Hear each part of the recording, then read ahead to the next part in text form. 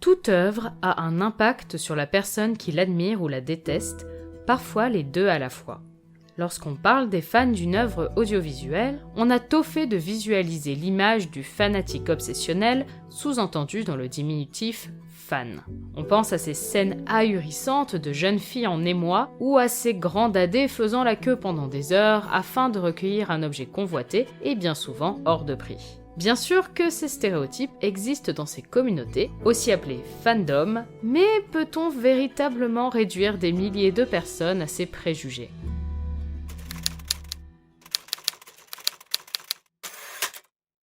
Série britannique de science-fiction datant de 1963, cette épopée spatio-temporelle suivant les aventures du Docteur, un alien voyageant à travers les époques et l'univers à l'aide de son vaisseau spatial le TARDIS, a rapidement fait des émules outre-Manche. Mais ce ne fut pas le cas en France à l'époque.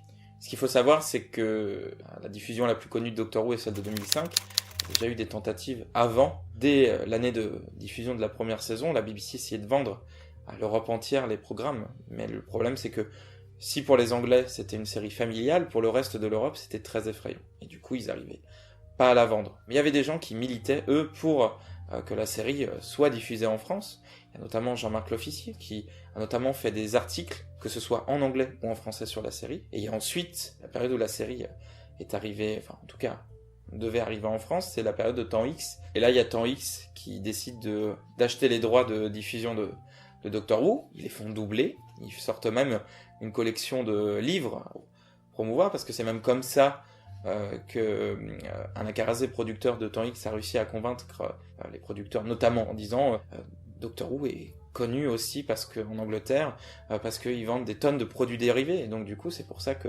ces livres aux éditions Garancière en français sont arrivés avec les frères Bogdanov dessus. Sauf qu'au moment de la diffusion, en fait, Temps X s'est arrêté, TF1 annule Temps X. Heureusement, Dorothée, la tata d'une génération entière, a décidé la production a décidé de diffuser la série le dimanche, très tôt le matin, dans le désordre. Donc Doctor Who a été un succès, non pas du tout, ça a été un échec, et du coup il n'y a pas du tout de fans d'hommes qui s'est créé autour de ça, parce que très peu de gens ont des souvenirs de cette période. Suspense dans l'espace-temps, Doctor Who sur la Une. Après cet échec, il faudra attendre 1997 et la diffusion du téléfilm Le Seigneur du Temps sur France 2 pour revoir Doctor Who sur les écrans français. Peu de succès une fois de plus. Doctor Who a également du mal à garder la tête hors de l'eau outre-Manche depuis son annulation en 1989. Pourtant, une chose fait subsister la série dans le paysage culturel britannique, les fans. Entre 89 et 2005, il n'y a pas eu de Doctor Who au Royaume-Uni, mais par contre les fans étaient toujours actifs et ils ont fait beaucoup de choses pendant cette période-là, et je pense que la série ne serait probablement pas revenue en 2005 s'il n'y avait pas eu justement ce fandom qui était resté actif pendant toutes ces années où il n'y a rien eu, et du coup on n'aurait pas non plus connu au final la série en France. En 2005, c'est avec la reprise de la série au Royaume-Uni et son arrivée à la télévision française sur France 4 que le grand public français a enfin pu avoir accès à Doctor Who. Qui dit nouveau public, dit nouveaux fans. Et 14 ans plus tard, les créations et l'investissement de ces passionnés français sont tels que le bilan de l'influence de cette série sur ces désormais anciens nouveaux fans peut être établi. Je crois que maintenant on arrive à plus de 10 ans de Doctor Who, New Who, et plus de 10 ans donc de fandom francophone, puisque nous on a commencé en 2005 à commencer à s'intéresser à la série. On a des actifs, on a des gens qui bossent, on a des youtubeurs, on a des chroniqueurs, on a de tout. Et je pense qu'on prend vraiment une bonne place dans l'univers de Doctor Who, même si on ne parle pas anglais. C'est difficile en fait de pouvoir toucher les gens réellement, et l'avenir de la série déjà est plutôt incertain en France. S'il n'y a plus de visibilité en France pour Doctor Who, un fan club n'a plus lieu d'être, quoi. Ça donne des fan clubs un peu morts où il y a 4 personnes qui tiennent encore le truc, ça apparaît dans quelques conventions, mais plus personne s'y intéresse vraiment. Faut voir ce que ça va donner par le futur, mais pour l'instant, disons que ça reste encore un public de niche, Doctor Who en France. Il y a des fois où ça donne l'impression que c'est même en train de disparaître, quoi, que les gens s'y intéressent moins, parce que justement il y a moins de visibilité. La série Doctor Who est-elle véritablement en train de disparaître en France ? Les avis parmi les fans semblent mitigés. Mais surtout, comment sa communauté en est arrivée là où elle est aujourd'hui ?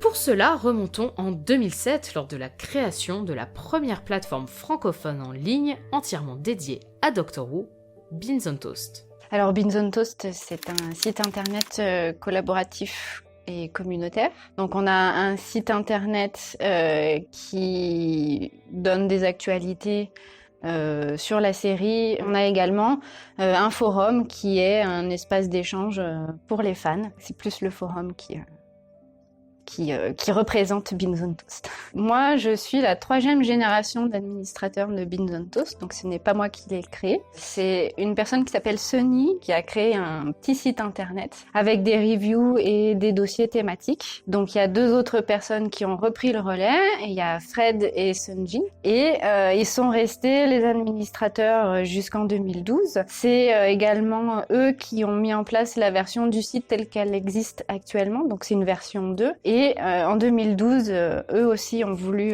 laisser la place d'administration. Et maintenant, on est 2 personnes à occuper ce poste-là. Donc Nicole qui est en Suisse et moi qui suis ici à Lyon. Je suis rentré dans le fandom via Beans on Toast. Donc c'était le forum Doctor Who qui était super actif à l'époque.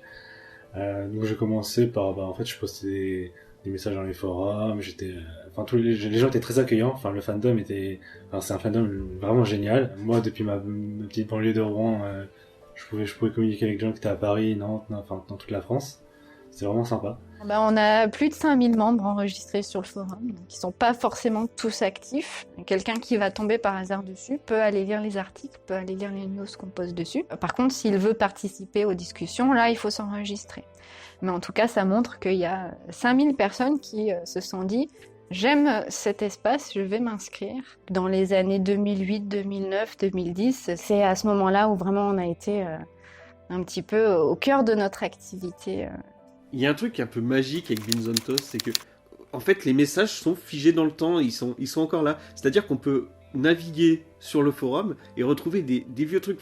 Je vais prendre un exemple. Par exemple, la création de Gallifrance, on voit Jonathan Targa qui va dire je crée une association et tout. Et en se baladant, on va pouvoir trouver petit à petit des nouvelles choses. C'est magique et ça me rendrait presque nostalgique d'une époque que au final j'ai pas connue et c'est assez rigolo. Beans on Toast fut une pièce clé du développement du fandom français dans ses balbutiements, d'où ont émergé de nombreux autres groupes et plateformes. Parmi elles, Gallifrance. En fait, Gallifrance, à l'origine, c'était un site sur Evil Dead.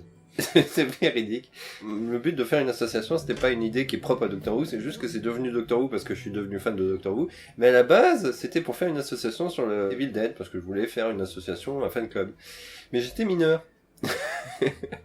Donc j'ai pas pu. Et entre temps, y a Doctor Who qui est arrivé en 2005, et j'ai pas regardé Doctor Who tout de suite, mais j'ai plus ou moins suivi. C'est qu'à partir de 2009, après avoir été sur le forum de la Wibbly Wobbly Team, je faisais partie du forum, mais je participais pas aux sous-titres. Et moi je voulais faire un site un peu plus pro avec du contenu, et faire un fan club, mais eux ils voulaient pas, c'était pas leur but, et en même temps c'est normal puisqu'ils faisaient du sous-titrage. Et donc je me suis dit tiens je vais le faire à côté, et puis voilà, ça a donné Gallifrance et ça existe toujours, plus ou moins. Je suis arrivé dans le fandom, c'était un City of Death Tour, qui est un événement qui était organisé par Gallifrance depuis déjà quelques temps. L'association venait d'être officialisé. Je suis allé à un événement où il y avait 3-4 personnes. C'était mon frère qui m'avait embarqué là-dedans. Enfin voilà, on est allé à l'événement et on a découvert des gens avec qui je suis devenu ami, notamment John, en faisant cet événement. Après, je suis rentré dans l'asso et on a commencé à travailler ensemble, à s'impliquer, à organiser de nouveaux événements où je faisais des critiques et des reviews. J'avais fait à l'époque où ce livre incroyable qui est Doctor Who les archives, qui était le premier beau livre sur Doctor Who en français, en tout cas aussi important. J'avais fait une critique où disais objectivement tout le bien que j'en pensais. Suivant ça, voilà, cet article a même été repris par la maison d'édition qui, dans ses comics, mettait un petit encart en disant 5 étoiles Gallifrance. Voilà, et c'était par rapport à la critique que j'avais fait, donc c'était un moment assez cool. J'ai créé le blog Tardib il y a environ 10 ans. Donc c'était un blog qui parlait surtout d'actualité sur Doctor Who et les séries dérivées, donc les spin-offs. Ce qui m'a attiré dans Doctor Who, c'est en fait, il y a une large possibilité scénaristique, narrative, et c'est ce qui fait que, en fait, la série sera jamais à court d'idées. Alors déjà, mon histoire avec Doctor Who, elle est très romanesque, parce que j'étais juste malade comme un chien un samedi après-midi. Et après, j'ai découvert qu'il y avait une série classique, tout ça. Je suis tombé sur beaucoup de sites anglophones. J'ai essayé de choper des épisodes sous-titrés. Alors à l'époque, c'était les épisodes qui devaient être en 240p, avec des sous-titres qui n'étaient pas toujours bien synchro, donc c'était assez difficile de regarder les classiques. Le premier groupe que j'ai rejoint, c'était Beans on Toast, en forum. Donc c'est vraiment vieux, et après j'ai rejoint Doctor Who France, peut-être dans la foulée, quelques temps après. Et c'était la glorieuse époque où Doctor Who France était un joyeux bordel. C'était un groupe qui partait très très vite en vrille. Il a gardé en fait cette réputation encore maintenant, sachant que c'est un groupe qui est devenu très calme ces temps-ci, mais à une époque Doctor Who France... c'est clair que j'ai dû parfois m'accrocher pour rester dedans, quoi, parce que c'était même parfois assez virulent, quoi. Le premier épisode que j'ai découvert de la série, c'était en 2006, c'était le 2e épisode de la saison 1, et je m'étais pas forcément intéressé à tout ce qu'il pouvait y avoir, je connaissais pas déjà toute cette histoire de fandom et toute cette histoire de communauté, je m'étais pas intéressé, et c'est vraiment à partir de la saison 5, quand j'ai redécouvert la série sur France 4, et c'est là où j'ai commencé à découvrir Gallifrance, où j'ai commencé à écouter les podcasts de Gallifrance et je me suis dit waouh, c'est vraiment trop bien, il y a un truc sur Doctor Who, c'est Gallifrance, et j'écoutais très très très régulièrement les Gallicasts, j'aimais beaucoup le principe aussi, j'aimais beaucoup le concept. Il y a un élément important en fait dans Gallifrance, c'est qu'il n'y a pas que nos événements, c'est qu'on tient un podcast. Je voulais quelque chose de régulier sur le site, mais j'avais pas de moyens vidéo, j'ai jamais été très bon en texte. Pour rédiger des articles ou tout ça, c'est jamais été mon fort. J'ai demandé à mon demi-frère, tiens, si on enregistrait un truc sur Doctor Who, on donnait notre avis sur l'épisode diffusé. Au départ, on en faisait un par semaine, même quand il n'y avait pas de diffusion d'épisode. Puis après, il y a eu d'autres personnes finalement du forum qui sont devenus des membres de Gallifrance, comme Thomas, comme Michel. Bonjour et bienvenue pour les Gallicasts épisode 1. Aujourd'hui, nous allons parler du double épisode avec les Siluriens, c'est-à dire The Hungry Earth et Cold Blood. Le Gallicast, c'est le podcast de Gallifrance. Au début, j'étais chroniqueur. Et à un moment, quand John n'était plus disponible, il m'a demandé de m'en occuper. J'ai récupéré le Gallicast pendant quelques émissions. Et c'est comme ça que ça a commencé. Jonathan a récupéré le Gallicast. Je voulais continuer de faire ça. Et j'ai créé un autre projet après... qui était un projet audio qui s'appelait TARDIStory. Gallicast était quelque chose d'enregistré à l'avance. TARDIStory c'était en live et donc il n'y avait aucun parachute. Le concept à la base de TARDIStory, ça veut dire qu'on parle d'un épisode de Doctor Who et on parle du fait de société que traite cet épisode. Embarquez à bord de TARDIStory.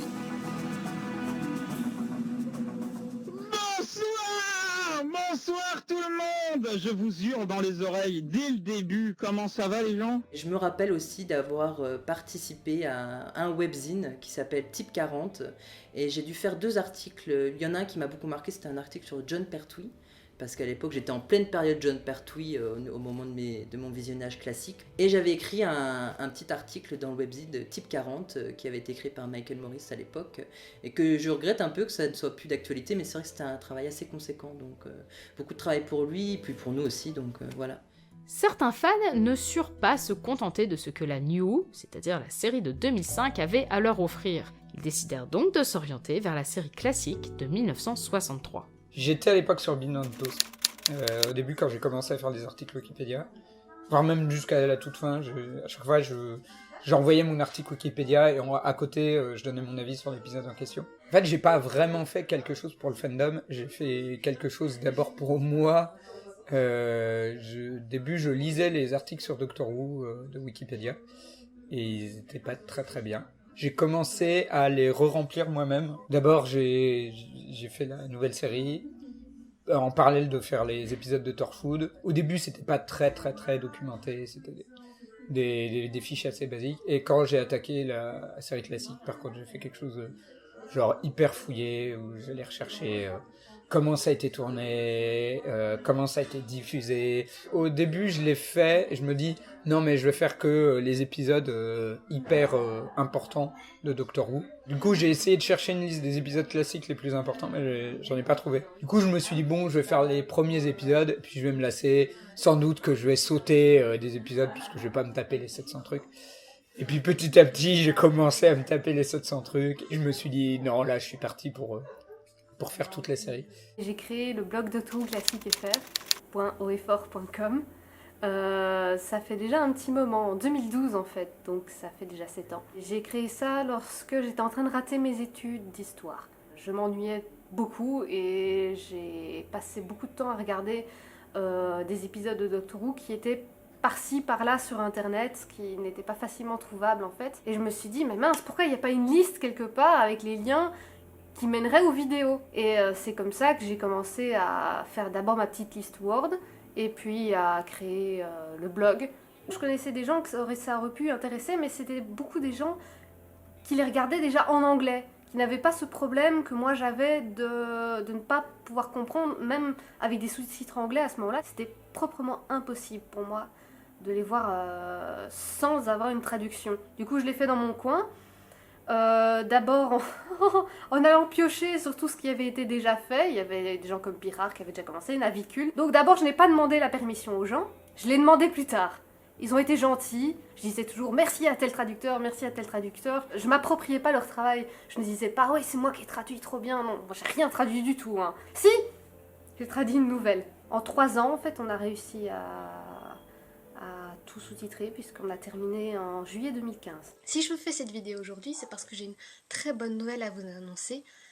Tous les épisodes de la série classique de Doctor Who ont été traduits en français et les sous-titres sont disponibles. C'est un projet que j'ai fait toute seule, c'est pas vraiment que je n'y croyais pas. Déjà, en fait, je pensais qu'il n'y avait quasiment pas de fans de la série classique, à part les 2-3 vagues connaissances que je connaissais des forums Beans on Toast ou de Galifrance, et je voyais déjà que la Wibbly Wobbly Team faisait un peu son truc dans son coin. Il n'allait pas au-delà du premier Docteur à ce moment-là. La Wibbly Wobbly Team, c'est un groupe de personnes qui ont décidé, il y a maintenant 11 ans, de sous-titrer l'ensemble des épisodes classiques de la série de Doctor Who, en commençant par le début et en les sous-titrant dans l'ordre, sans sauter aucune histoire ou aucun épisode. Moi, je n'ai intégré la team que 1 ou 2 ans après. Tout a commencé sur un site pas très légal qui s'appelait TV Underground, qui proposait des liens émules. Et il y avait donc une personne qui avait décidé de sous-titrer dans l'ordre les épisodes et qui, en fait, n'a tenu que 2 épisodes. Et après, il a laissé la main à une autre personne qui s'appelait Sejalik. Et ensuite, elle a donné les rênes à El Capino. Et donc, du coup, j'ai repris la main il y a 2 ans pour relancer à partir de la saison, je crois, 5. Parce qu'on avait fait une assez grosse pause. Même si on a la passion, quelque part derrière, c'est un travail. Il faut être là parfois plusieurs heures par jour. Et donc, c'est un défi en termes de traduction, etc. Donc, c'est un vrai challenge qu'on se donne. Je pense que l'une des raisons pour laquelle on s'est jamais fait choper et avoir par la BBC, c'est déjà ils s'en foutent. On n'était pas dans l'optique il faut absolument pirater, il faut absolument. Non, on était plutôt dans l'optique achetez les DVD, c'est trop génial la série classique, faites-le. Donc ils ont peut-être fermé les yeux ou alors ils s'en sont juste jamais rendus compte. Alors le problème c'est que j'ai jamais été très dans le fandom de Doctor Who, j'ai toujours été un satellite quoi. Bon, à l'époque, on était quand même un groupe classique, on était 6, 7, notamment Lina qui parlait énormément du second Docteur. Hein. Ça m'avait vachement marqué et tout, elle avait des gifs animés du second Docteur, elle avait des tonnes de trucs et tout, etc. J'avoue que l'une de mes plus grandes fiertés sur le blog, c'est d'avoir trouvé certaines versions françaises d'époque du temps où Doctor Who aurait dû passer dans Temps X, et finalement passer dans le Club Dorothée les dimanches matins, tout ça. Ne nous sommes-nous pas déjà vus quelque part? Ne me dites rien. Alexandre le Grand, c'est bien ça? On était intrigués, on voulait essayer d'en savoir plus. Et Jonathan et moi, on a commencé à chercher. Et finalement, c'est moi qui ai trouvé sur un blog de fans de Top of the Pop qui parlait d'épisodes perdus. Enfin, c'était un truc très compliqué. Et à un moment donné, il y a un gars qui dit... Oh ouais, la version française des épisodes de Tom Baker, c'est intéressant parce que c'est pas les mêmes musiques. Et moi j'étais en mode, mais comment tu sais ça, mec? Donc, j'ai envoyé Jonathan lui demander des informations. Et il a fini par discuter avec le gars qui nous a envoyé deux épisodes, enfin 2 histoires complètes de Tom Baker en français, donc Robot et La planète diabolique. Robot est vraiment très drôle, notamment la scène de régénération du docteur. Quand les gens ont dû voir ça à l'époque, ils devaient quand même se demander quoi. Petit à petit, une nouvelle dimension intéresse la communauté Doctor Who française, quitter sa bulle virtuelle pour se rencontrer dans la vie réelle. Il y a eu des Gallicafés, des événements, on se rencontre dans la bar, on a continué les City of Death Tour, où on est passé à un nombre très réduit, ça veut dire 3-4 personnes à une vingtaine, voire même trentaine de personnes pour notre record. On avait dû faire 3 groupes, qui était un événement, du coup il y avait du monde. Et les événements principaux de Gallifrance, c'est principalement le City of Death Tour, qui n'est pas une invention de moi, c'est pas un truc qu'on a créé avec Gallifrance, en fait ça vient de la Wibbly Wobbly Team. C'est Cédric Pauvin, donc le secrétaire d'époque de Gallifrance, qui avait fait les recherches, et je lui avais demandé si je pouvais continuer à faire ça, il m'avait dit oui. C'est notre principal événement, disons, public, parce que c'est gratuit et ça permet déjà de rassembler les gens. Il y a tous les Gallicafés, mais on en fait de moins en moins parce que c'est difficile de trouver un café qui accepte à la fois le public. Il faut payer, quoi, en fait, il faut louer la salle, privatiser la salle, et c'est pas forcément notre but, nous on veut juste se rassembler. Et sinon, c'est les conventions. Mais c'est vrai qu'on n'en fait pas des masses et ça fait longtemps que on n'a pas été dans une convention. C'était en 2018 que j'ai repris l'association créée par Adeline Normand, donc une association de fans de Doctor Who basée sur Nantes, dans le but de réunir les fans de Loire-Atlantique et pour se rencontrer, faire des événements, regarder des épisodes ensemble ou même faire des pique-niques ou des choses comme ça. Très spécifiquement, Yanant a été créé le 29 septembre 2012. Globalement, les événements par Yanant sont organisés plutôt quand il fait beau, en été, soit dans des parcs, soit souvent aux Machines de Lille, à côté de l'éléphant. On a aussi un bar steampunk à Nantes qui s'appelle l'Univers, donc des fois on se réunit pour faire des apéros, des choses comme ça. Et sinon, c'est directement chez les membres de Yanant pour regarder des épisodes ou faire des événements, des jeux de société ou des petites soirées comme ça à la cool. Pour moi, c'est important d'organiser des petits événements réguliers pour entretenir la flamme nantaise un peu. AOA, c'est une association lyonnaise qui a été créée par des étudiants en cinéma de la faculté de Lyon dans le but de mettre en place des événements sur la ville autour des cultures de l'imaginaire, donc le cinéma, les séries télé, la littérature.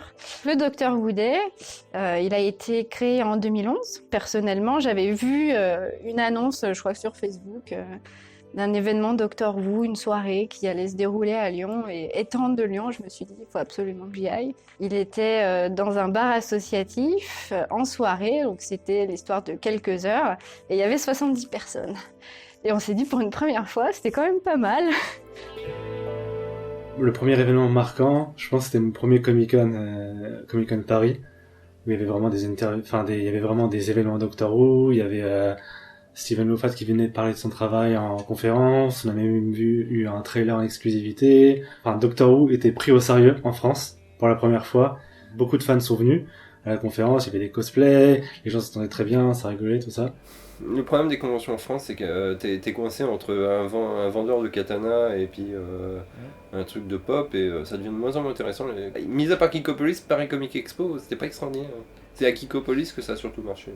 La première fois que Gallifrance a fait une convention, c'était Geekopolis, en gros, qui est une convention geek qui avait la particularité, contrairement à beaucoup d'autres conventions, c'est-à-dire où il y a énormément de boutiques, où là c'était vraiment concentré sur les associations et sur les passionnés en fait. Et donc du coup ils nous avaient invités, on avait eu un stand pour la première fois sur une convention, et ça a en plus permis de faire connaître l'association à un encore plus grand public. Et Geekopolis, c'est super. Allez, moi je me casse. Le premier Geekopolis, c'est le moment en fait où Gallifrance a été connu. Et ça a permis à tout un public qui n'allait pas forcément sur internet, qui regardait que de manière casual, de voir qu'il y avait des fans qui s'étaient un peu réunis. Et pourtant ça existait, il y avait Beans on Toast, on n'est pas les premiers. Hein.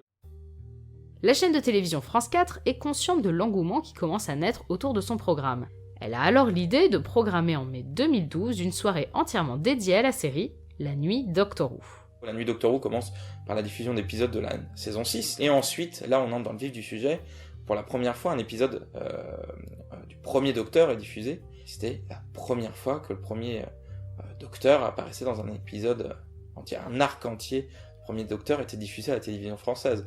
Donc ça fait quelque chose de voir ça, et surtout qu'après, on a eu City of Death, quand même l'épisode qui se passe à Paris, voilà, diffusé à la télé, plus la jeunesse des Daleks en plus, qu'un autre épisode du 4e Docteur, qui lui avait même la particularité d'être diffusé en version française, et qui est une version française plus qui date des années 80. Pourquoi est-ce qu'il met aussi longtemps? Il mange peut-être des cornichons. Pendant une semaine, tous les soirs, j'ai travaillé dessus. J'ai jamais été autant pris en photo de ma vie. On a eu 2 membres du forum qui ont été interviewés par France 4 il y a quelques années quand ils ont fait une nuit Doctor Who. Donc on a 2 membres du forum qui ont répondu à l'appel, qui ont été sélectionnés et interviewés à la télé. Donc là aussi, on était contents. Quand j'ai commencé à regarder la série, il n'y a aucun moment je me suis dit, mais un jour, à la télé française, il y aura une nuit entière, faut voir ça, une nuit entière consacrée à une série. À l'époque de la nuit Doctor Who, un grand changement s'opère déjà dans le fandom francophone virtuel. Nous sommes en 2012 et depuis quelques années déjà, les forums dépérissent peu à peu au profit d'autres plateformes, les réseaux sociaux. Parmi eux, Facebook sera le lieu de prolifération idéal pour des groupes en tout genre. Et je suis fan de Doctor Who depuis 2010 environ, quelque chose comme ça. Et à l'époque, je n'avais ni Facebook, ni Twitter, ni Discord, ni rien. Je suis venue sur les réseaux sociaux uniquement à cause de Doctor Who. J'ai vu les publicités sur France 4 qui disaient « Oui, Doctor Who, c'est 11 docteurs, c'est 700 épisodes. » Dès le début où j'ai été sur Facebook, j'ai été invitée à être administratrice des Enfants du Temps. C'est là en gros que j'ai commencé à être vraiment active. Et puis récemment, j'ai commencé à faire des résumés d'épisodes classiques. J'essaye de faire ce qui a déjà été fait en anglais mais qui n'a jamais été fait en français. Et je me suis dit, ce serait bien quand même d'avoir des chroniques complètes des épisodes classiques, qui soient vraiment originales, qui soient faits par les francophones, pour les francophones. Je crois que ce qui m'a donné envie de vraiment être active et de participer, j'avais vu à l'époque de Cat Who, elle avait fait une espèce de degré avec le niveau de fan de Doctor Who. Alors le premier niveau, c'était avoir regardé quelques épisodes et puis avoir vu toute la New Who, un peu de classique, beaucoup de classique. Par rapport au niveau, il y avait avoir fait quelque chose, avoir écrit, avoir fait une émission YouTube. Et je me suis dit, ben voilà, la prochaine étape pour moi, ça va être de faire quelque chose. Et j'ai commencé à faire mes publications. Uniquement sur Facebook d'abord. Et puis grâce à mon meilleur ami Raphaël, un blog. On s'organisait des soirées Doctor Who Invasion, Classic Invasion of Doctor Who France. On postait le plus de trucs classiques sur la page, sur le groupe Facebook Doctor Who France. Et ça faisait bien chier les admins, on est vraiment désolé, hein, mais on s'amusait beaucoup. Et on s'est dit, pourquoi est-ce qu'on fait pas notre propre groupe? Et c'est resté en suspens et puis finalement je l'ai fait. L'ambiance qu'on a essayé d'avoir, d'ailleurs honnêtement on a jeté des gens qui étaient fans des classiques mais qui n'avaient pas une attitude positive, on va dire. On essayait toujours d'accueillir tous les gens qui venaient, même s'ils n'avaient pas tout regardé, même s'ils ne connaissaient pas forcément. On essayait de faire ça de manière un peu plus fun, un peu plus agréable. C'était doux. Quand je suis arrivée dans le fandom, c'est à ce moment-là, j'ai juste rejoint Doctor Who Classic. C'était un moment où j'étais vraiment plongée dans les classiques à ce moment-là. Et j'avais pas forcément un bon a priori sur le reste de la communauté. Donc j'ai voulu tester avec ce groupe-là que je connaissais pas et qui parlait d'un sujet un plus obscur que Doctor Who de manière générale. Et je suis très vite devenue admin, et même encore maintenant, c'est un des endroits où je préfère aller sur Facebook. Ça a vraiment été pendant longtemps l'endroit où, d'après moi, il y avait la meilleure ambiance dans les groupes Facebook. Mes tout premiers amis sur les réseaux sociaux, ça a été Marie Gérard, que j'avais connue sur un forum, et 2 ou 3 autres personnes qui ne sont plus aussi présentes maintenant. Grâce à eux, j'ai commencé à... oui, il faut que tu viennes sur le groupe belge, il faut que tu viennes sur tel groupe. Et bon, on commence avec un groupe Doctor Who, et puis on en a 2, et puis on en a 10, et puis on a des pages, et puis finalement on se rend compte que on fait le défilé de sa page Facebook, et puis on voit Doctor Who. Et finalement, il n'y a plus que ça. Je vous demande maintenant de faire un tonnerre d'applaudissements pour M. Marc Gatiss.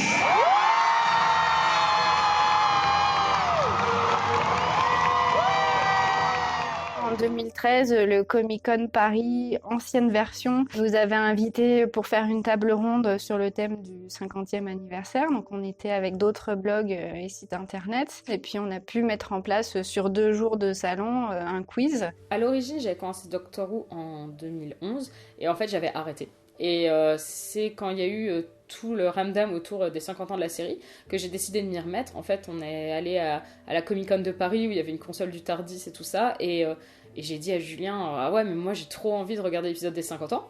Sauf que lui, il avait jamais regardé Doctor Who, du coup, on s'y est mis. Et le but, c'était d'avoir vu toute la New avant l'épisode des 50 ans le 23 novembre. Et au final, on a fini avant, donc on a embrayé tout de suite sur les classiques. Lorsque j'ai créé le groupe Facebook, on arrivait presque aux 50 ans de Doctor Who. Et il faut savoir aussi que c'est à peu près à ce moment-là que j'ai eu le plus de pics de vues sur le blog.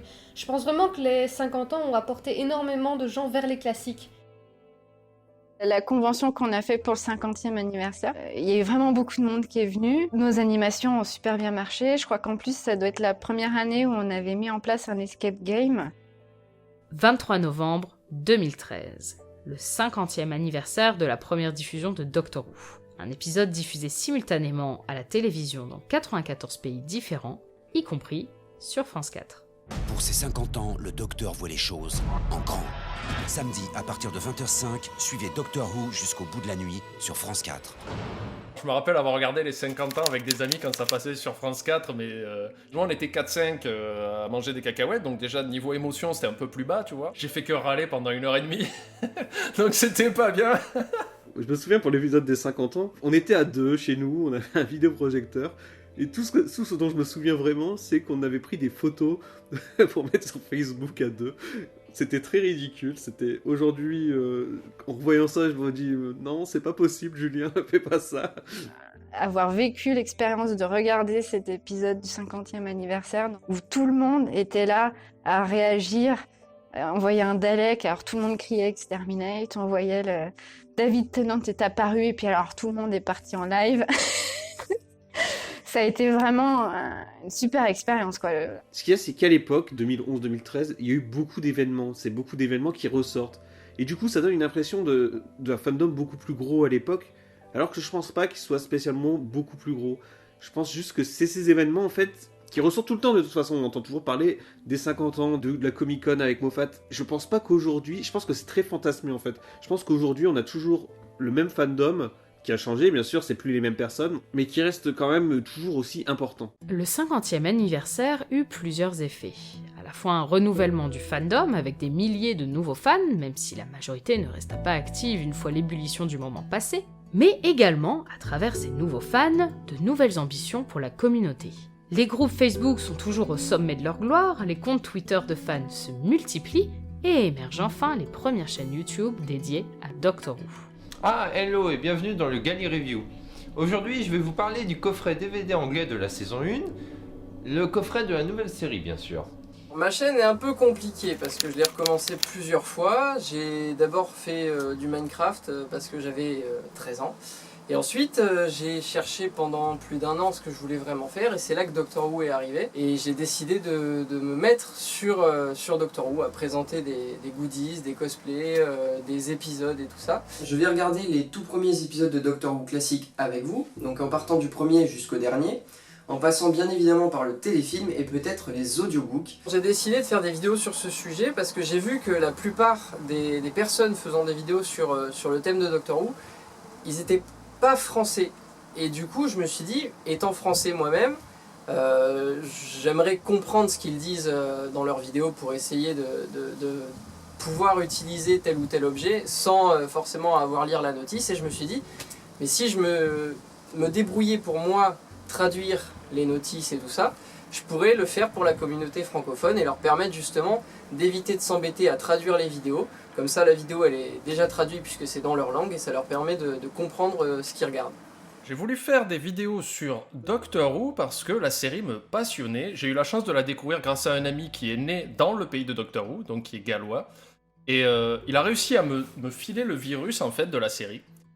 Et puis un jour, je me suis dit, tiens, j'ai une chaîne YouTube qui marche correctement, est-ce que je pourrais parler de trucs qui me passionnent? Et là, je me suis dit, Doctor Who, ça me passionne. Alors, je suis pas un professionnel, ni un expert, je suis juste un spectateur lambda, mais surtout, je suis un fan. Beaucoup plus vite que prévu, tous les gens qui ne connaissaient pas Doctor Who, que j'ai réussi à infecter, c'est-à-dire que ça soit sur internet par le biais de ma chaîne YouTube ou tout simplement dans la vie réelle, très rapidement ils sont devenus beaucoup plus intéressés que moi, et même des fois il y avait des amis qui étaient en avance sur moi par rapport à la vision. Donc je me suis dit, j'ai contaminé assez de gens et je connais plus de nouveaux venus en fait. Tout le monde était passé en mode hardcore fan Doctor Who. J'ai créé East2, une émission basée sur Doctor Who en 2014. East2 existait en version texte, sur des groupes Facebook. En fait, ça me marrait de creuser un petit peu sur ce qui se passait derrière l'écran. J'ai toujours été passionné par ça, pas forcément que sur Doctor Who, mais aussi sur plein d'autres sujets. À force de poster ça en texte, je sais plus, je crois qu'il y a quelques personnes qui m'ont demandé pourquoi je tentais pas de le faire en vidéo, et c'est à partir de là... On va joindre l'utile à l'agréable en s'intéressant à un nouveau dossier de ce cher docteur. En une soirée, j'ai dû reprendre un article que j'avais fait, j'ai dû faire ça, enfin j'ai dû bricoler un embryon de script en même pas 1 heure, et j'ai tourné monté dans la foulée. Le premier était très rapide à monter, les autres nettement moins. Notre première vidéo que l'on a sortie ne concernait pas Doctor Who, on était sur Minecraft tout simplement, sur une autre chaîne. Je rentrais en 3ème, donc j'avais 14 ans, ça doit être ça. Et toi, moi en 4ème. Donc t'avais 13 ans et demi. Voilà. Et 6 mois plus tard, on avait décidé de créer une chaîne dédiée à Doctor Who. Voilà, c'était en 2014 du coup qu'on avait lancé cette chaîne qui avait peu d'originalité pour le nom, qui était fan français de Doctor Who. C'était clair. Au moins c'était clair le sujet de notre chaîne. Donc aujourd'hui, pour cette première affiche, c'est la première que Dalek 28 a eue. Oui, car nous sommes dans ma chambre en ce moment. Et puis même avant de faire des vidéos sur YouTube, t'avais une caméra quand on était tout petit et on filmait tout et n'importe quoi, on faisait des courts-métrages. On se connaît depuis la crèche. Et le truc c'est qu'on se connaît vraiment depuis qu'on est tout petit. C'est pour ça qu'on se considère un peu comme des frères, c'est vraiment qu'on a passé toute notre enfance ensemble en fait. Et la majorité des projets qu'on a toujours fait, on le fait souvent avec l'autre. En mai 2015, on a lancé une chaîne YouTube qui à l'origine s'appelait Whisk Plunger, sauf que c'était un nom difficilement retenable. Du coup, on a décidé plutôt de le changer en Pepper Pot Team. Et Pepper Pot Team, en fait, c'était le nom de notre team de traduction quand on a traduit des épisodes sur Doctor Who Classic FR. Et en fait, à l'origine, c'était que de l'audio, on résumait en quelques minutes des épisodes classiques. Il rencontre un vieux type avec un drôle de chapeau, qui tripote des tableaux et des pots. Quand on a commencé Pepper Pot, c'était juste pour faire un truc marrant à l'origine. Je m'attendais pas à ce que ça dure aussi longtemps, à vrai dire. Et on a commencé avec les LSTST, et pourquoi ? Parce que j'ai une mémoire de merde, et que du coup, en faisant les LSTST, ça permettait de regarder les épisodes bien en profondeur, et ensuite de pouvoir regarder ce truc rapide. Je me suis dit, si ça me sert à moi, ça peut peut-être servir à d'autres personnes, et du coup, c'est parti de là, en fait. Très rapidement, j'ai eu envie aussi de faire d'autres vidéos, parce que j'ai toujours aimé faire du montage, et donc on a commencé à faire des DIY, des critiques d'épisodes, ce genre de choses, et voilà, maintenant on arrive à faire des choses très variées, alors qu'à l'origine, on a juste fait un petit format audio de 3 minutes, quoi. Je suis surtout connu pour mes vidéos Doctor Who, c'est surtout ça voilà, qui m'a fait connaître. Mon premier contact avec le fandom Doctor Who, c'était vraiment quand j'ai commencé à faire une vidéo, en fait. La toute première vidéo Doctor Who que j'ai faite. Malgré l'énorme potentiel de cette série, j'ai toujours été surpris, parmi mon entourage par exemple, du nombre de gens ayant une attitude réfractaire à cette série. J'ai juste parlé d'une série que j'aimais bien. J'ai jamais eu la prétention de faire quelque chose de spécialement intéressant, pertinent. J'ai parlé de choses que j'aimais. Et je pense que c'est vraiment ça qu'il faut dans n'importe quel fandom, c'est parler de choses qu'on aime, quoi. À mesure que le fandom vieillit, des paliers sont atteints, des acquis sont chamboulés, et de grands bouleversements lancent la nouvelle étape de son évolution. Donc on est en 1963. Qu'est-ce qui se passe? D'où vient l'idée de créer Doctor Who, enfin? En fait, il y avait un problème dans la grille des programmes à l'époque sur la BBC le jour de la diffusion, le samedi, et il fallait trouver un moyen de combler ce programme. Mon passage sur No Life, en gros, c'était Davy Mourier qui voulait faire des 101%, qui était l'émission phare de la chaîne No Life, vu que la chaîne n'existe plus aujourd'hui. Et en fait, au début, il connaissait quelqu'un du site internet, également podcast, universe.fr. Et la personne ne pouvait pas y aller, donc cette personne m'a conseillé, et puis j'avais déjà rencontré David Mourier, à qui j'avais expliqué que c'était grâce à lui que j'avais découvert la série, et du coup, il m'a invité à venir dans les locaux de No Life pour tourner des 101%, il devait y en avoir à la base un 101% sur chaque docteur, et que les 4 premiers docteurs qui ont eu le droit à leur 101%, non pas parce qu'on Peter Davison ne plaisait pas, mais c'est une question de calendrier, voilà. La plupart des épisodes étaient mis sur Watt TV, un obscur hébergeur de vidéos qui était appartenant à TF1, un truc de ce genre. Et un jour, ils ont tout supprimé, tout en très peu de temps. C'était vraiment atroce, vraiment le travail à ce moment-là allait 3 ans, qui se dégringolait soudainement. Et heureusement, il y avait eu des sauvegardes, heureusement, il y avait des vidéos qui étaient sur d'autres plateformes, donc il y a même à un moment donné, on a songé à les mettre sur Pornhub. La fermeture de What TV, ça a vraiment été une espèce d'énorme chamboulement dans la communauté classique francophone. Parce que, ouais, on n'avait pas atteint les 100% depuis très longtemps. Et soudain, il y avait, je sais plus combien, 70-80% qui ont été supprimés. C'était vraiment énorme. Et on s'est retrouvés complètement désemparés avec tous les épisodes qui étaient supprimés à la chaîne. Il y en a eu qui ont fait des boulots de fou. Laureline, qui aidait à gérer le blog classique à l'époque, a fait un boulot de malade pour réussir à tout remettre. Les traducteurs, par exemple, Kurisu Tofu ou Manimo, ils ont passé un temps fou. Ils trouvaient pas de plateforme pour uploader qui était aussi performante que What TV.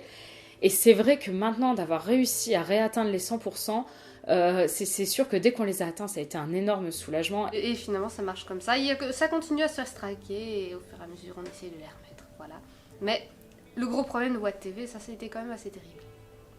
La chaîne est en suspens en fait depuis la fin de mes études parce que avec l'entrée dans le monde professionnel, ça a été un peu galère de trouver du temps pour faire des vidéos avec. Et ouais, en fait ça a pris du temps parce que j'étais pas satisfait avec la manière de faire les derniers histoux qui étaient... En fait tous les histoux sont improvisés, il y a absolument pas de script dans les histoux. Il y a juste un schéma général avec les idées, les thèmes que je dois aborder et les dates importantes. Et il y a très peu de coupes. Donc c'est vraiment un plan séquence. C'est vrai que ça fait pas pro et du coup je me suis longtemps posé la question qu'est-ce que je pouvais faire pour rendre les vidéos encore plus pro. Et puis le temps a passé, j'ai essayé un Istou qui a été tourné, qui a commencé à être monté, que j'ai jamais sorti parce que je le trouve pas bien. Et ouais, j'ai toujours eu envie de revenir à Istou, mais encore faut-il le bon format et le bon rythme derrière. En fait, quand j'ai créé le blog, j'étais au lycée, donc j'avais pas mal de temps à côté quand je rentrais de chez moi. Puis quand j'ai commencé les études, donc d'informatique, j'avais encore moins de temps. Puis quand je suis entré dans la directive, là, c'était complètement chaos. Donc j'ai arrêté de poster des articles sur le blog. Mais de temps en temps, je vais un peu sur Twitter, poster des trucs pour voir ce qui se passe. Mais c'est surtout le temps en fait qui manque. J'ai un peu perdu l'intérêt en fait de regarder Doctor Who. Je me suis un peu désintéressé de la série vers la fin de Capaldi où c'était un peu plus dur pour moi à regarder parce que j'avais pas forcément le temps. Du coup, j'ai un peu perdu le train en marche. Je m'y suis remis un peu en retard. J'ai essayé de reprendre les choses, mais après, j'ai perdu un peu d'intérêt pour la série et du coup, je pensais que j'avais dit aussi tout ce que j'avais à dire sur Doctor Who. Je pense pas que j'ai plus à apporter à l'édifice en fait. J'ai rejoint Tardy Story il y a quelques temps, je fais des vidéos avec les Pepperpot. Bon, voilà, j'essaye d'être actif, même si c'est pas toujours évident, parce que concilier la vie pro et les à côté, surtout quand il y a beaucoup de hobbies et beaucoup de domaines d'intérêt à côté, c'est pas toujours évident, mais voilà, j'essaie d'être présent le plus possible. Tardy Story, à la base, était donc cette émission en version audio et en direct. Malheureusement, le projet était déjà très compliqué à organiser, parce qu'il fallait réunir des chroniqueurs. C'était assez stressant à faire. Et mon emploi du temps faisait que je ne pouvais plus le faire et que aussi j'en avais plus l'envie. Et en fait, c'est tout simplement un jour un événement Galifrance. Je rencontre deux joyeux lurons qui s'appellent Pauline et Julien, qui s'appelle Pepperpot. J'ai un souvenir assez particulier de quand on a rencontré Thomas, parce que en fait on l'avait entendu dans un live, si je me souviens bien, de Thomas Hercouet, et c'était Thomas de Galifrance, et c'était quelqu'un qui paraissait important pour nous dans le fandom. C'est assez marrant parce que quand on l'a rencontré, du coup, il y avait tout un côté, lui était content de nous rencontrer parce qu'on était Pepperpot Team, et nous on était content de le rencontrer parce que c'était Thomas de Galifrance, et ça a amené à une amitié vraiment importante pour nous. Thomas voulait faire quelque chose dans la communauté, et Tardy Story, c'était quelque chose qui lui avait vraiment tenu à cœur. Il nous en parlait tout le temps, dès qu'on le voyait, c'était Tardy Story, c'était cool, c'était ça. Alors on s'est dit, mais ouais, mais c'est logique en fait de relancer Tardy Story, mais avec une nouvelle équipe, avec des gens qui seraient prêts à le faire en vidéo déjà, parce que c'était à une époque où les podcasts c'était vraiment retombé à ce moment-là, et c'était plutôt de la vidéo. C'était un moment où ça allait pas très bien, pour être honnête, et Pauline et Julien me disent oh bah non mais c'était bien ce projet, ressors-le, ça pourrait être bien d'en faire un truc vidéo. Et je dis bon bah allez, et finalement on a commencé à graviter autour de ça, essayer de chercher des gens qui pouvaient être intéressants et faire des choses, et l'émission en fait est née en format actuel, ça veut dire en version vidéo sur YouTube, avec des gens passionnés de Doctor Who et qui également sont tellement passionnés qu'ils en deviennent passionnant du coup. Est-ce que les fans de Doctor Who classique sont des élitistes? Marie? Ah oui. Julien? Oui. Pauline? Oui. Benjamin? Oui. Bah voilà. La communauté ne se laisse donc pas abattre. Elle continue de créer, d'innover, de se réinventer. Et chaque grande nouvelle de la série l'aide à reprendre du poil de la bête. Dernier coup de boost en date, l'annonce du 13e Docteur. Un moment qui m'a marqué dans l'actualité Doctor Who, je dirais. Le premier qui me vient, c'est vraiment quand Jodie Whittaker a été annoncée en tant que docteur. Et vraiment, là, tout le monde a commencé à s'intéresser beaucoup plus à Doctor Who. J'avais des amis qui s'intéressaient pas du tout à Doctor Who d'habitude, qui commençaient à s'intéresser, à dire « Ah tiens, tu connais Doctor Who, enfin, il paraît que t'aimes bien, une femme en docteur, qu'est-ce que t'en penses et tout ?» Et je pense que c'était vraiment, malgré ce que les gens en ont pensé, malgré ce que les gens ont pu dire sur cette info-là, sur ce changement, je trouve ça vachement bien que ça ait fait parler de la série, quoi, un peu partout, quoi. Et surtout en France, où la série est pas plus connue que ça, et pas plus appréciée que ça, quoi. C'est les gens qui commencent à dire « Mais tiens, mais toi, t'aimes bien ça, qu'est-ce que t'en penses et tout ?» Enfin, c'est marrant. Les Voyageurs du Tardis sont nés grâce au dernier bar avant la fin du monde, un événement qui a eu lieu sur place de Noël autour de Doctor Who, où c'était la première fois où j'allais à un événement Doctor Who en communauté, et c'est là où j'ai rencontré plein de fans, là où je n'avais pas forcément l'occasion de rencontrer, et j'ai trouvé ça tellement génial que je me suis dit il faudrait faire ça, mais beaucoup plus souvent. Ce qui est cool avec l'événement des Voyageurs du Tardis, c'est déjà le lieu, parce que le dernier bar avant la fin du monde de Lille, comme celui de Paris, c'est vraiment un lieu qui réunit tous les gens fans de la culture populaire. Et voilà, les gens arrivent, ils se réunissent, ils se retrouvent, ils se rencontrent. Alors ensuite, on commence un peu à discuter de ça et là, puis on fait des questions, on pose des débats, on donne l'occasion aux gens aussi de pouvoir parler, ce que je trouve vraiment important dans cet événement. On fait des jeux divers et variés, puis on conclut souvent par des parties de Loup-Garou Doctor Who qui sont assez chaotiques.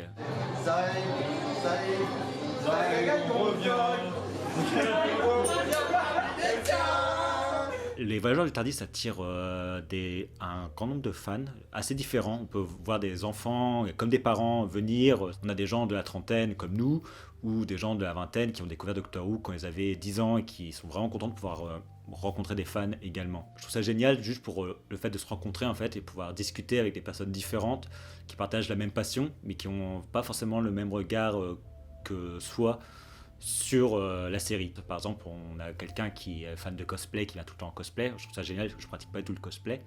Il y a des gens qui font des vidéos, il y a des gens qui, je sais pas, font du dessin autour de ça. Donc je trouve ça vraiment intéressant de pouvoir rencontrer des fans et là où on n'a pas forcément l'occasion de rencontrer. Ensuite, vous pouvez tomber sur le Gallifrey. Là, la première compo, c'est un 4 et pareil, on rejoue sur le 13. C'est avec Valentin qu'on a commencé à organiser les Voyageurs du Tardis.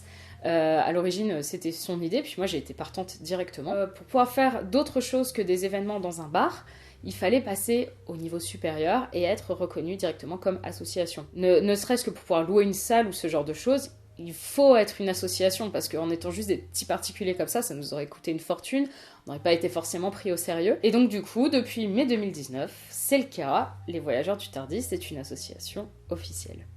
Pour moi, le YouTube francophone se développe, ça c'est sûr, il y a de plus en plus de gens qui font des vidéos sur Doctor Who, et c'est assez intéressant parce qu'on peut maintenant découvrir de nombreux horizons et de nombreuses façons de voir le Doctor Who. Eh bien bonjour tout le monde, comment ça va? Est-ce que vous allez bien? Bienvenue pour cette saison 2 de Fréquence Who, c'est absolument fabuleux.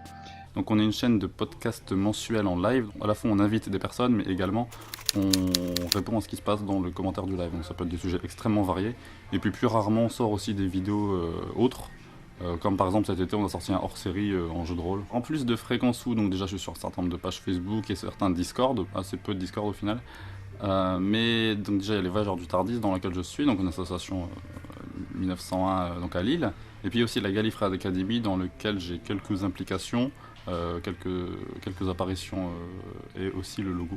L'animateur sur les ondes 196.3, Gokan.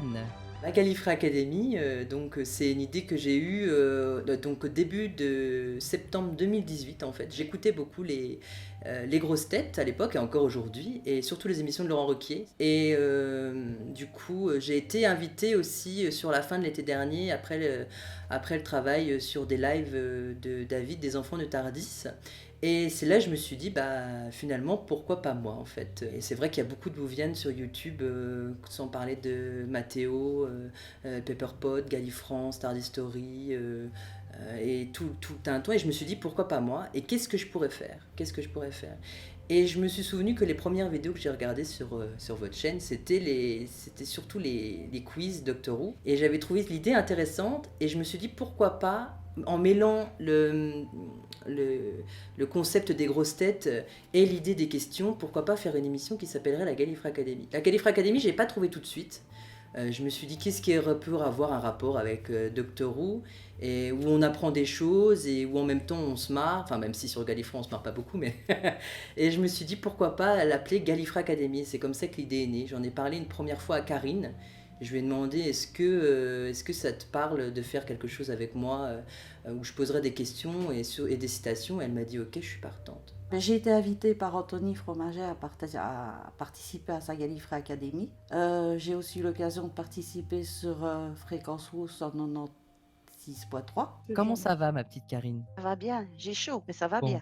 Moi, ma chaîne YouTube, elle est surtout concentrée sur Harry Potter et sur Doctor Who, notamment des avis sur les épisodes classiques, mais aussi certaines vidéos informations diverses. Donc aujourd'hui, on va parler de la première saison de Doctor Who classique. J'ai enfin fini de la visionner et j'avais envie de vous en parler. On va commencer avec le premier épisode. L'arrivée dans le YouTube francophone, elle s'est faite, je pense, parce que je trouvais qu'il n'y avait pas assez de vidéos classiques. Vu que c'était quelque chose que j'aimais beaucoup, j'avais envie qu'on en parle et que les fans français se disent bah oui, les classiques c'est bien, faut les regarder. Et donc je me suis dit bah je vais faire des vidéos sur les classiques. Je me disais que même si elles étaient pas trop regardées, si le peu vu que ça a fait aux gens ça leur a plu, moi ça me suffit, quoi. Je fais partie de la Gallifrey Academy, donc l'émission animée par Formagate, et bah, c'est vraiment super cool parce que c'est quelque chose, c'est un projet beaucoup plus gros, c'est pas juste des petites vidéos, enfin c'est quelque chose d'assez énorme je trouve. Quand j'ai découvert MDL16, c'est grâce à un live sur la Pepperpot Team, quand vous parliez de Mathéo, et j'ai découvert sa chaîne comme ça en fait. Et la première vidéo que j'ai vue de lui, c'était d'abord son court-métrage quand il a fait dans le camping avec le voyage dans le temps, que j'ai trouvé vachement bien réalisé. Enfin, dans l'idée, moi jamais je pourrais faire ça de ma vie. Et je me suis dit, mais ouais, en fait, il me faut un élément comme ça dans l'académie.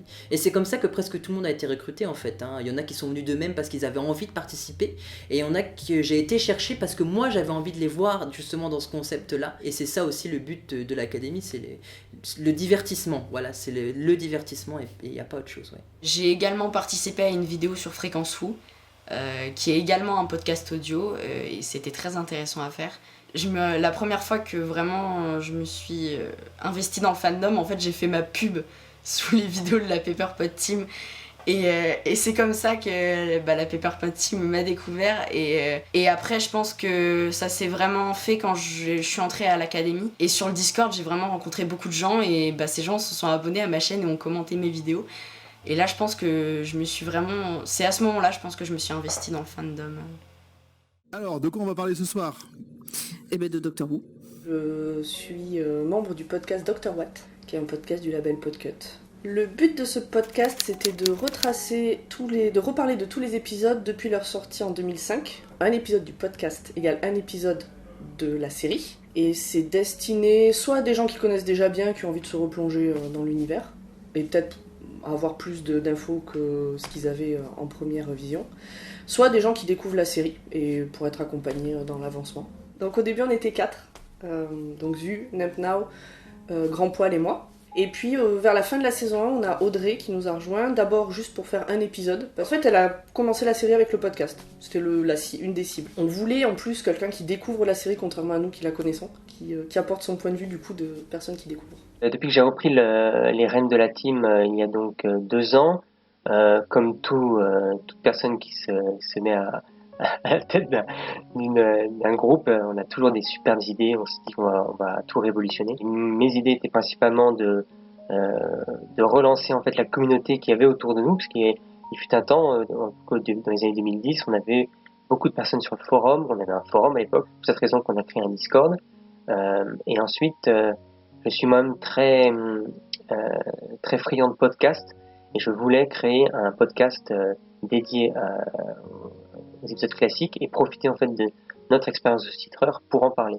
Moi j'ai évidemment bien aimé le côté méta de l'épisode. L'histoire est complètement imprévisible, ça j'ai adoré, c'est-à-dire qu'on n'a aucune idée de ce qui peut se passer, on n'est pas du tout sur des rails, ça c'est le moins qu'on puisse dire. Et ce qui fait que maintenant nous produisons un podcast qu'on essaye de sortir à la fin de chaque histoire que nous sous-titrons, c'est-à-dire qu'on sort nos sous-titres de manière toutes les semaines, Et à la fin d'une histoire, eh bien, vous avez vos derniers sous-titres et quelques jours après, le podcast en rapport avec cette histoire qui revient sur les anecdotes de tournage, sur le casting, sur différentes choses.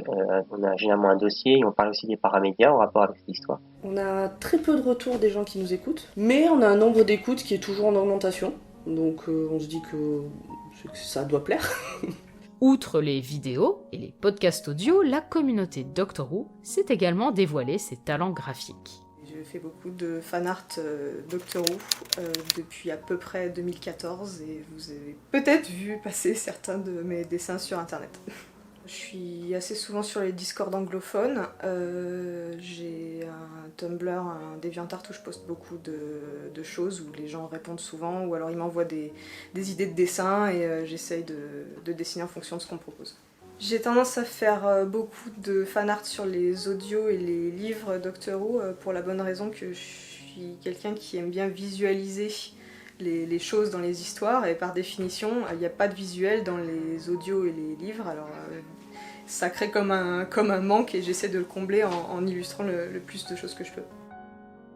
Ce dessin, c'est un dessin que j'ai fait au City of Death Tour qui a eu le 12 mai 2019. Je l'ai commencé quand on est arrivé près des portes qui sont sur le dessin. Et je continuais à travailler dessus à chaque fois qu'on s'arrêtait à un endroit et j'essayais de dessiner un peu schématiquement un petit peu tous les gens qui étaient dans la visite. Malheureusement, j'ai pas pu faire tenir tout le monde sur le dessin. De façon générale, où que je sois, de toute façon j'ai envie de dessiner, mais si c'est dans des circonstances particulières, j'aime bien dessiner les circonstances en question, et là comme j'étais avec beaucoup de gens que j'appréciais et que il faisait beau, c'était une visite sympa, ça faisait d'autant plus de raisons pour le dessiner et essayer de garder un souvenir.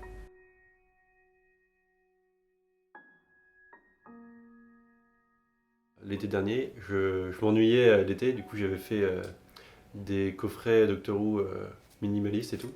Et donc je les avais mis sur tous les groupes le 23 novembre de l'année dernière. Sur le moment, j'ai eu plein de retours positifs et ça m'a fait beaucoup de bien parce que ça fait longtemps que j'avais pas fait un gros projet. Rémi m'a vachement aidé sur le projet aussi.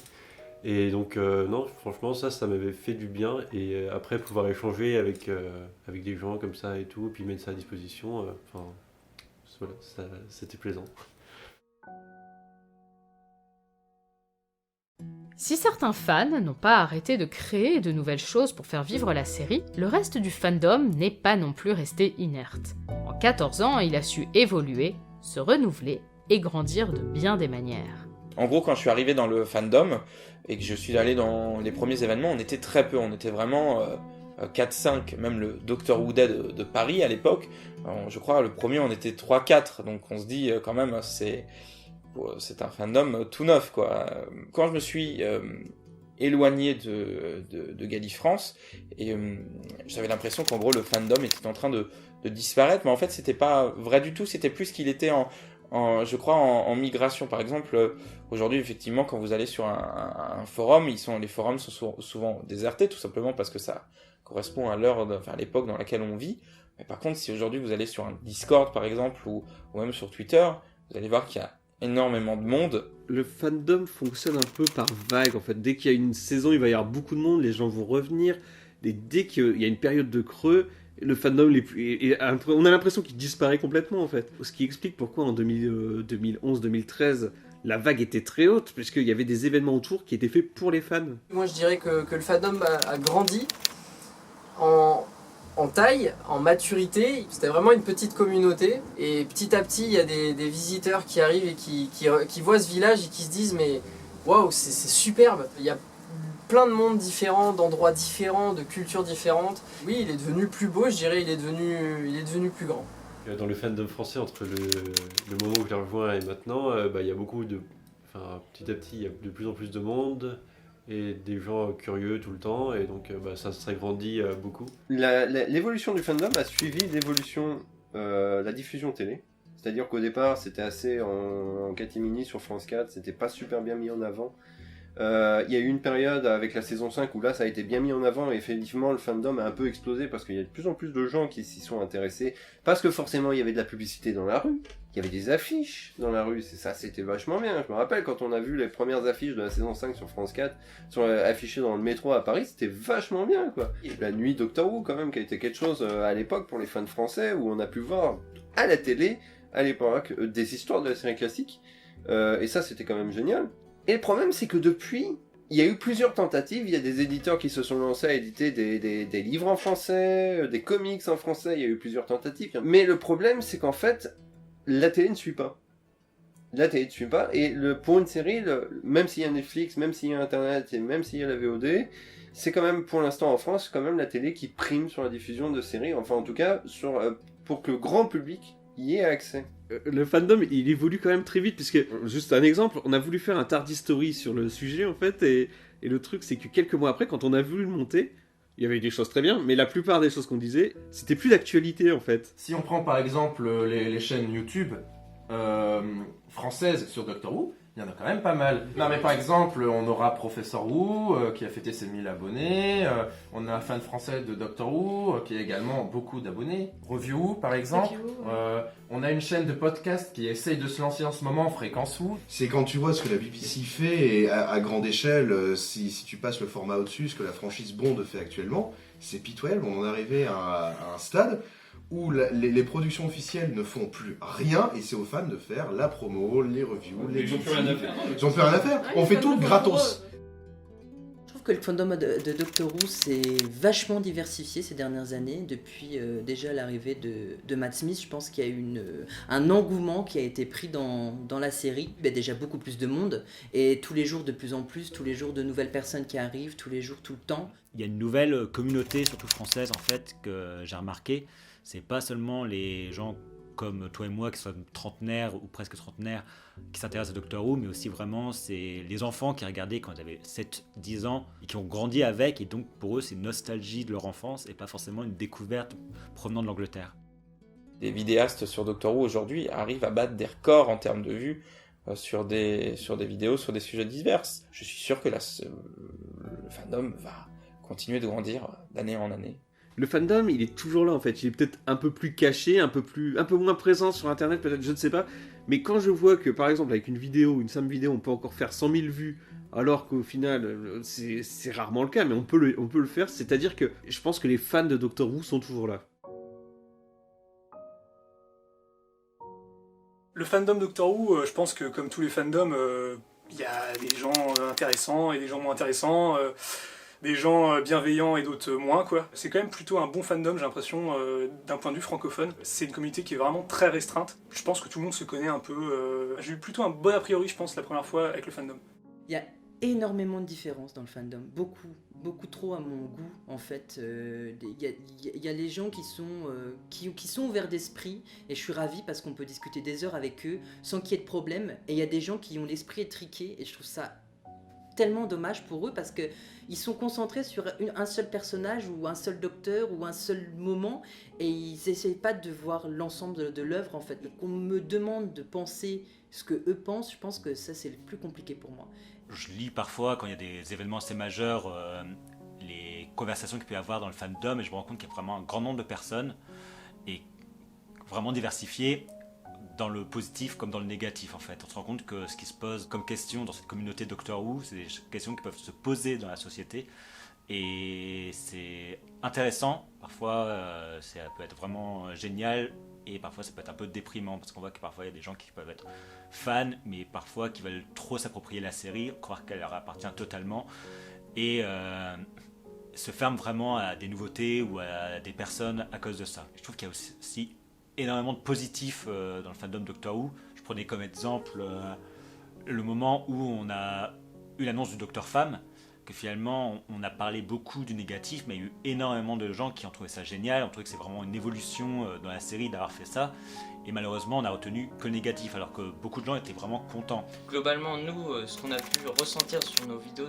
de YouTube, on a eu que des gens qui étaient sympas et positif. J'ai l'impression quand même que quand on regarde le fandom français, sans compter bien sûr le Royaume-Uni, on est quand même on n'a pas à rougir en fait, on est dans le haut du tableau et en fait, je sais pas ce qui manque, mais il manque une petite étincelle pour que ça arrête de stagner un peu. Il est très varié, très nombreux, qui a des gens merveilleux, de gentillesse, etc. Il y a des gens qui ont la grosse tête aussi, et là, c'est qui essayent d'imposer leur vue, d'imposer plein de choses. C'est pas la généralité. En général, c'est une grosse solidarité. Quand il y en a un qui a des soucis, des ennuis, il y a tous les autres qui viennent pour lui donner un coup de main. Et même des toujours fans, on en a qui sont fans seulement depuis 2 ans. Ils sont déjà très actifs, très présents. Déjà, je trouve qu'il y a une nette amélioration dans le fandom. Alors, est-ce que parce que les gens sont restés, ont vieilli, ont mûri, je sais pas, ou peut-être aussi parce que quand on rentre dans un seul unique groupe, on a forcément une vue qui est un peu biaisée. Comme le fandom s'est renouvelé en 2005, il y a eu aussi cette maturité, pas maturité, mais disons ce changement du fandom qui aujourd'hui maintenant est un fandom plus vieux, un fandom qui déjà arrive à pouvoir regarder en arrière et se dire c'était mieux avant.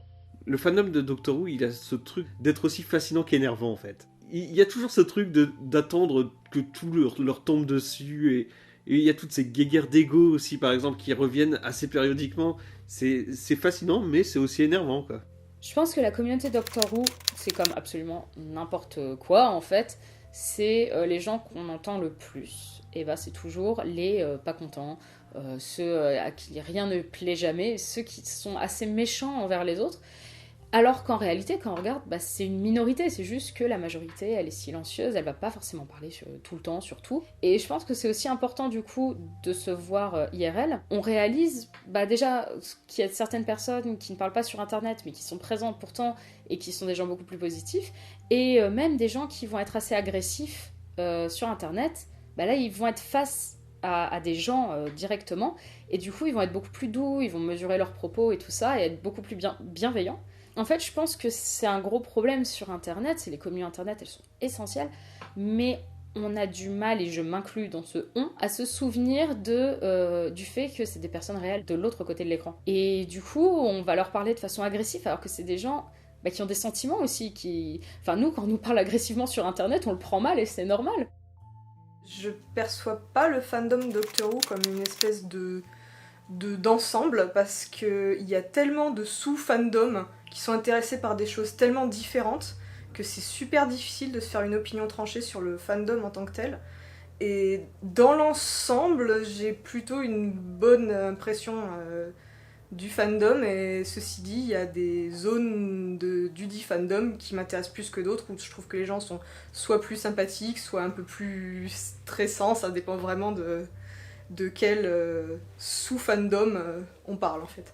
Moi, durant ma jeunesse, j'ai été très actif pour la simple et bonne raison que j'avais un but d'enfant, c'était être le fan ultime de Doctor Who. Je voulais tout connaître, je voulais vraiment être celui qui fait « Ah non, non, non, c'est pas ça, ça c'est voilà, sortir une page Wikipédia tout seul. » Je trouve, quand on a commencé YouTube, il était vachement soudé, du moins en tout cas le fandom francophone. Et au fur et à mesure, je sais pas pourquoi, mais ça a commencé à dégringoler peu à peu, et je trouvais qu'il y avait beaucoup de...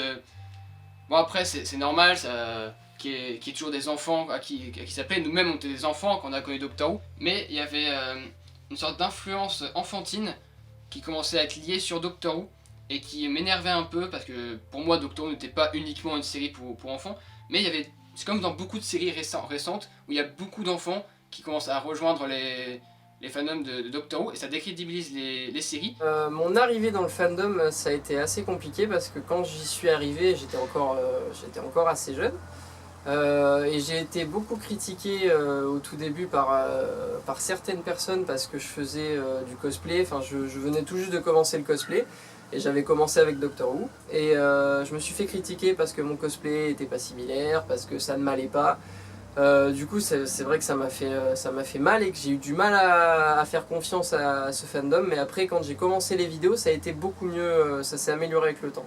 Je pense qu'on a un peu tendance à penser que les émotions via Internet sont pas des vraies émotions. Par exemple, le nombre d'amitiés qui ont été créées sur ce fandom. Je vais prendre l'exemple d'une personne que je n'ai pas connue, qui a été très importante pour la communauté, qui s'appelait Lina et qui était amie avec beaucoup de gens avec qui je suis amie maintenant. Je ne pouvais pas parler de cette aventure avec les traducteurs sans parler de Lina. C'était quelqu'un d'assez formidable qui savait me remonter les bretelles quand je faisais des erreurs, et Dieu sait que j'en ai fait, qui n'avait pas peur de critiquer, et c'est ça que j'appréciais chez elle.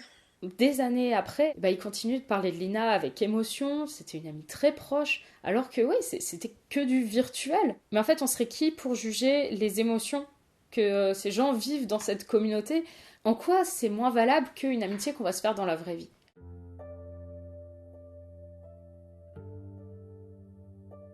Par rapport à ce qu'on peut en dire et par rapport à ce qu'on peut en croire, le fandom Doctor Who, c'est un fandom qui continue de créer, qui est de plus en plus présent en fait sur les réseaux, sur YouTube.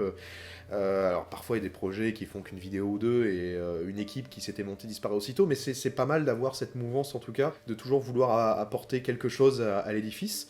Et c'est quelque chose qu'on n'avait peut-être pas encore forcément il y a quelques temps. Quand on va sur des chaînes YouTube, sur des comptes Instagram ou Facebook, on a l'impression de connaître un peu tout le monde, mais en même temps, rencontrer de nouvelles personnes, j'ai à chaque fois pareil l'impression que chacun a vraiment envie d'apporter sa pierre à l'édifice pour faire marcher le fandom et faire découvrir Doctor Who à d'autres personnes. C'est pas forcément des gros geeks qui restent H24 sur leur PC ou sur leur série, c'est vraiment des gens qui travaillent dans l'art, qui travaillent dans l'informatique, qui travaillent dans tout ce que tu veux. Avant, ça fait 4-5 ans vraiment où je crois souvent par exemple des gens dans la rue avec un sac Tardis ou un t-shirt Doctor Who, des choses comme ça. Il y a des amitiés qui se créent comme ça et c'est très organique et c'est très naturel. Ce qui est bien, pour moi avec Doctor Who dans le fandom, c'est que on peut aimer tel docteur mais moins tel docteur, et puis du coup il y a chaque petite parcelle du fandom de Doctor Who qui se retrouve après dans l'entièreté. Il y a eu une époque où les gens qui regardaient des classiques avaient tendance à être un peu pédants et pète-couilles. Sur Bizantos, ça allait, même s'il y avait quand même un côté très... Mais au fait, c'est de la merde. Il y avait vraiment un a priori de ceux qui savent et de ceux qui savent pas. Et c'est ça qui m'avait gonflé. Parce qu'il y a autant il y avait une communauté classique rigolote, justement, qui faisait des blagues sur le deuxième Docteur, sur tout, etc. Et il y avait ce côté qu'on retrouve beaucoup dans le fandom anglais, beaucoup plus, qui est non mais toi, t'as juste vu la nouvelle série, alors tu peux pas comprendre, grâce peut-être au fait que la série devienne beaucoup plus populaire et que les gens qui étaient fans de New Who ont eu le temps aussi de regarder les classiques, qui prend quand même plusieurs années, et on a des gens assez ouverts dans les classiques, là où avant c'était vraiment une sorte de, entre guillemets, élite quoi. J'ai pas vraiment d'opinion parce que le peu que j'ai rencontré, en général ils ont tort, ça il faut le savoir.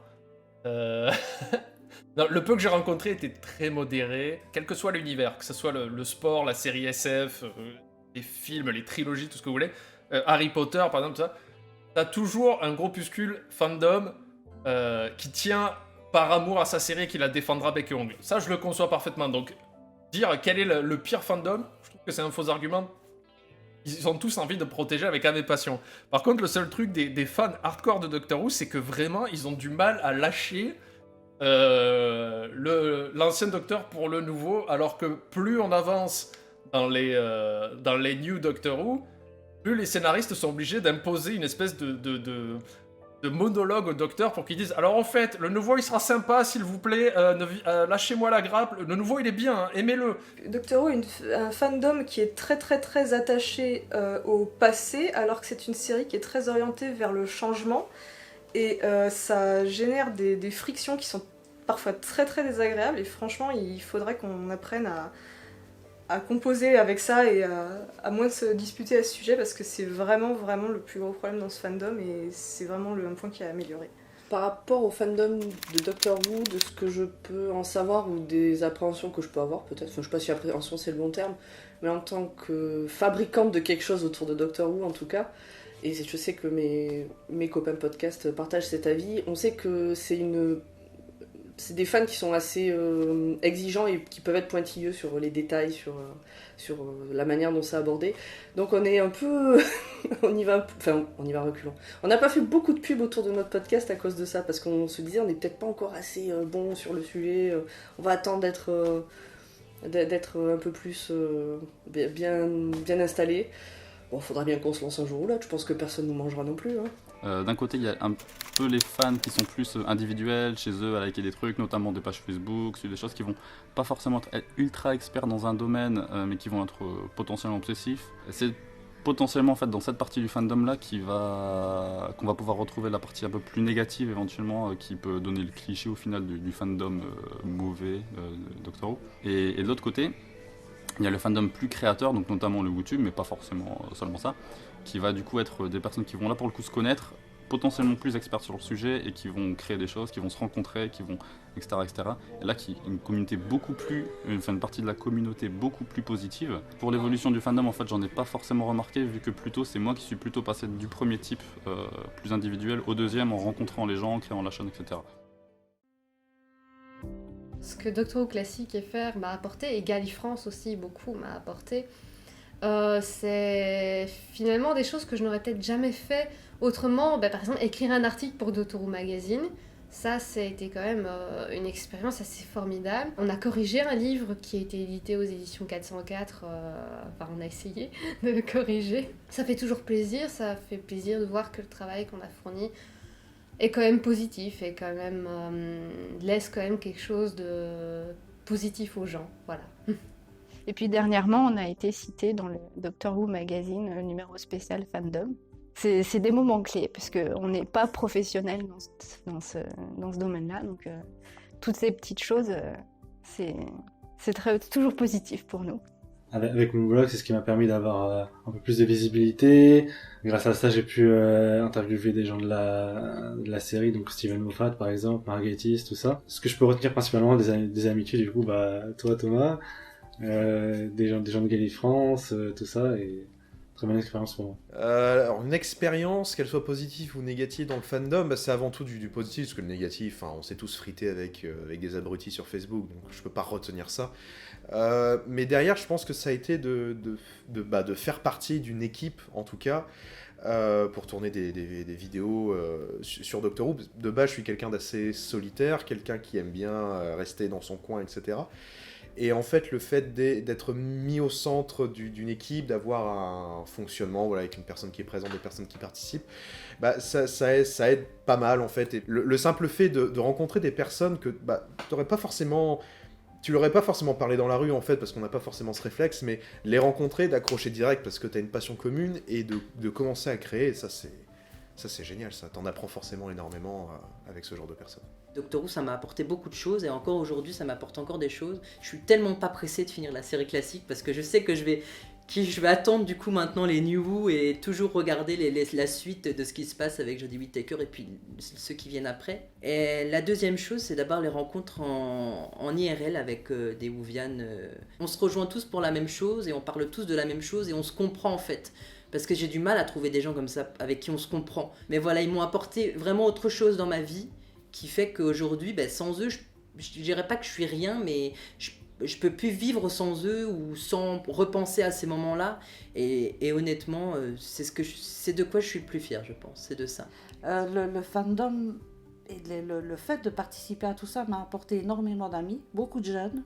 Je suis une dame de 50 ans dont la majorité des amis en ont 20.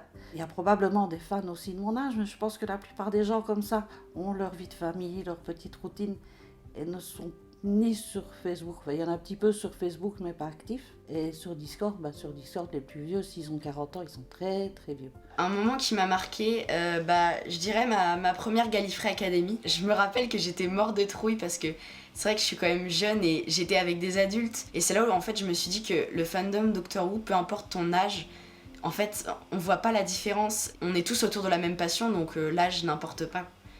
Doctor Who, des fois, c'était un sujet d'entrée de conversation avec les gens, mais genre, toi tu sais, moi je sais, tous les autres dans la pièce ils savent pas de quoi on parle. Des petits trucs tout bêtes, mais quand il y en a un qui dit allons-y, et l'autre qui répond allons-y, toi tu sais, moi je sais, les autres ils ont pas compris. Au début, c'était assez marrant pour ça, d'être un peu une sorte d'élite. On est entre nous, on se comprend. Sans forcément vouloir faire mon Edouard Baird ou quoi que ce soit, en fait c'est plus les rencontres. Il n'y a pas eu forcément un événement qui m'a ultra marqué, c'est plus finalement toutes les personnes que j'ai rencontrées et les choses qui se sont passées avec ces personnes. Donc notamment que ce soit en vocal, etc., mais aussi les événements plus réels, physiques. Donc notamment les rencontres, Doctor Who, les pique-niques, etc. Le fandom, déjà, ça m'a apporté des amis, des gens que je vois encore aujourd'hui, avec qui même je fais des émissions ou des documentaires tip top, j'ai envie de dire. Et ça m'a surtout aidé à une période où ça allait vraiment pas dans ma vie. Hein. Je me sentais seul et très malheureux, et ça a été carrément une bouée de sauvetage qui m'a permis de même moi me faire grandir. Dans Gallifrance, ça m'a beaucoup appris déjà sur le relationnel entre les gens. Et surtout, le fandom m'a permis de rencontrer la personne que j'aime et avec qui je partage ma vie et qui me rend heureux, en fait. Et je pense que je suis loin d'être seul dans cette situation. J'ai le sentiment que la plupart des fans hardcore ont, je vais pas dire un souci, mais soit ils tombent devant parce qu'ils sont vraiment fans, soit ils ont une petite détresse intérieure qui font qu'ils s'accrochent et que ça devient un peu leur bouée de sauvetage. À l'époque où je suis devenue fan de Doctor Who, j'étais au bord d'une séparation d'un compagnon qui buvait beaucoup. Et donc plutôt que de passer mon temps à larmoyer, j'étais sur le PC, je fouillais comme ça et je passais mes soirées d'environ 8h du soir jusqu'à minuit. Plongée dans Doctor Who, plongée dans la musique, j'avais le casque sur les oreilles plutôt que d'entendre ce qui se passait autour de moi. Maintenant, après avoir été fan comme ça, même si maintenant ça va mieux, même si j'ai plus tous ces soucis-là, une fois qu'on est plongé jusqu'au cou comme ça, forcément on y reste.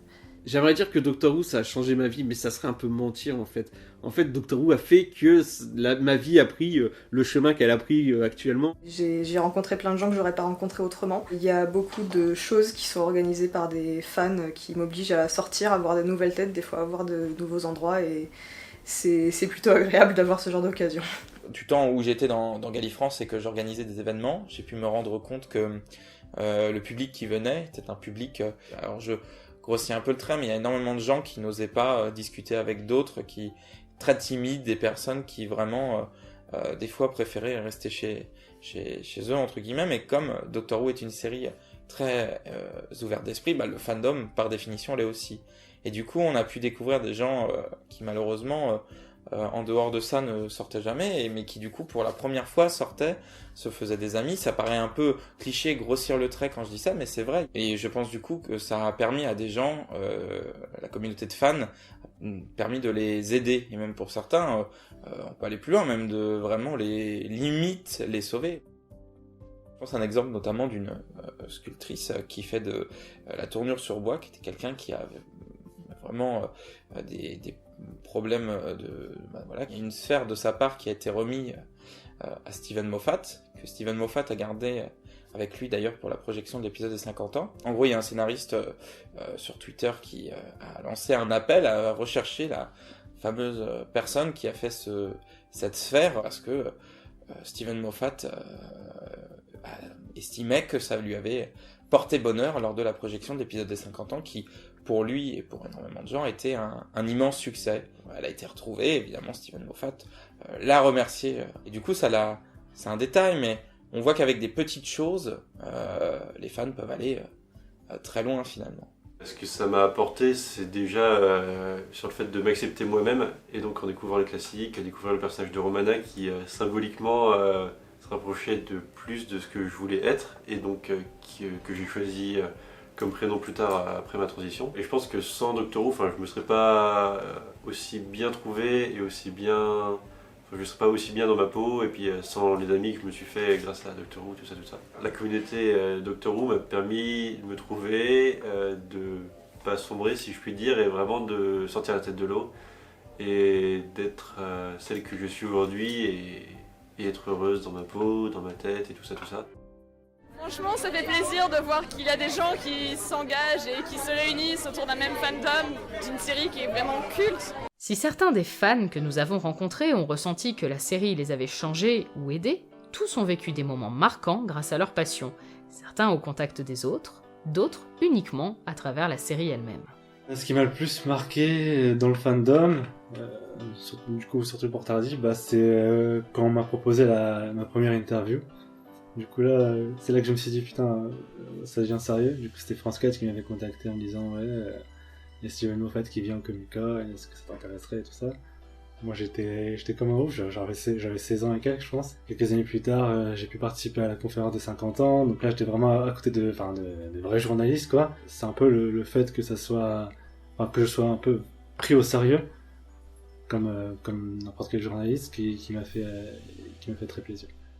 Le moment qui m'a le plus marqué depuis que je suis dans le fandom, alors si je m'abuse c'était à Paris Comic Expo, et il y avait Paul McGann. En catastrophe j'avais fait une aquarelle pour lui faire signer, et une autre pour lui donner à lui. Il était super sympa, donc ça s'est très bien passé, et je lui ai passé l'aquarelle en question. Il fait Come back later when there's a little less people. Alors je fais ouais super, formidable, je repasse plus tard.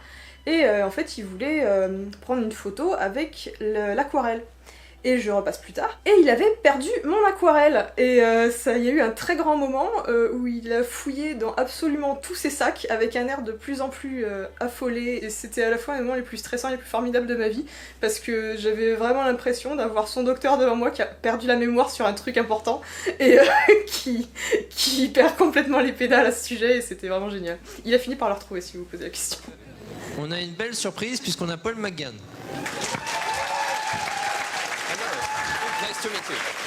Il y a eu Paris Comic Expo où on a fait une conférence avec Paul McGann. Enfin, c'était à la base avec les éditions Achilleos, mais ils avaient réussi à faire venir Paul McGann sur scène.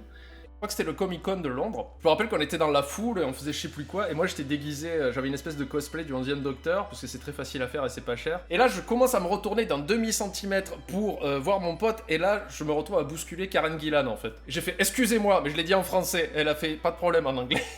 Les moments marquants que du moins moi m'ont apporté Doctor Who, déjà l'un des trucs principaux que je pourrais dire c'est la Doctor Who Experience. Quand j'y étais allé en 2015, on était arrivé à Cardiff.